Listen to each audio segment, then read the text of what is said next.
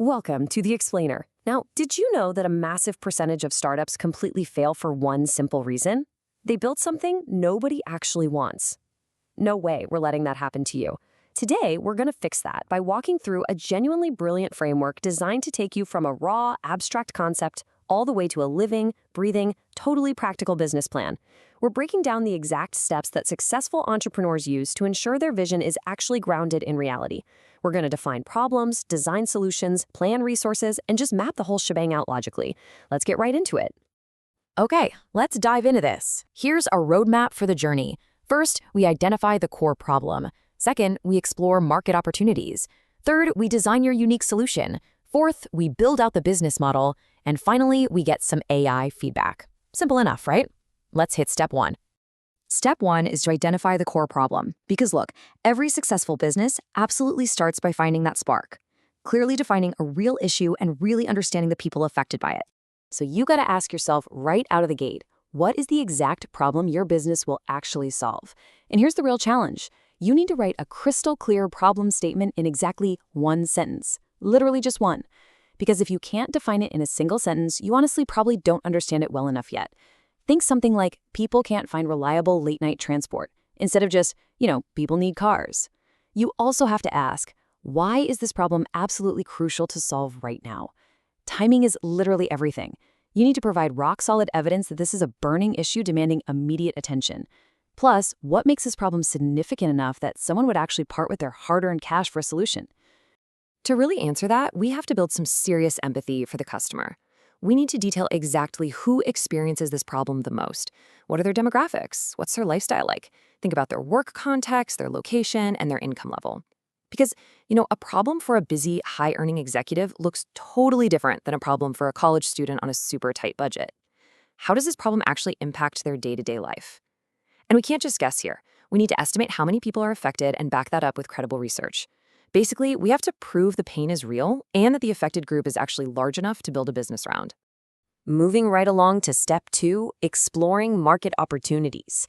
This is where we shift our focus out to the broader market landscape to see what's out there and where the crucial gaps exist. And this brilliantly illustrates a really fascinating dynamic, comparing what people actually like about existing solutions against the gaping holes or frustrations that still remain. You've got to look at what solutions currently exist for this problem, describe at least two of them, and explain exactly how they work. But here is the absolutely critical part. You have to figure out what people actually enjoy about them. It's not just about tearing your competition down, it's about deeply understanding what they're actually doing right. Once you've got that figured out, then you identify the gaps they leave behind. What frustrations are customers still feeling? Contrasting the positive stuff against those remaining gaps, that's exactly how you reveal your true market opportunity. Which leads us to a massive, pivotal challenge for any entrepreneur. Who is most likely to pay for your solution, and why? Seriously, why do you think this specific problem is worth solving in a strictly commercial sense? It's honestly pretty easy to find a group of frustrated people, but it is vastly more difficult to identify a group whose problem is so significant that they'll actually open their wallets for a better option.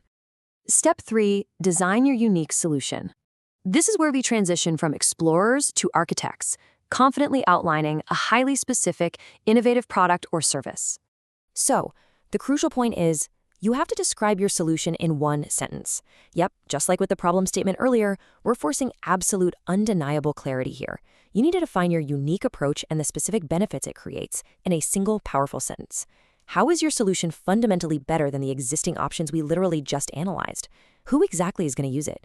What specific benefits will your customers actually experience?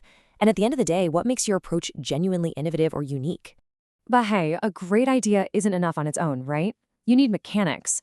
We have to detail exactly how the business is going to deliver this awesome solution to our target groups.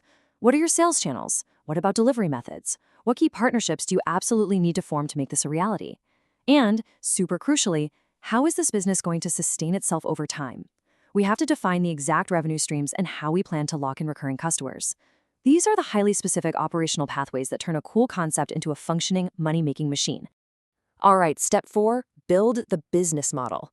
This is the phase where we take all of our theoretical ideas and hard research from the first three steps and finally lock them into a really practical blueprint.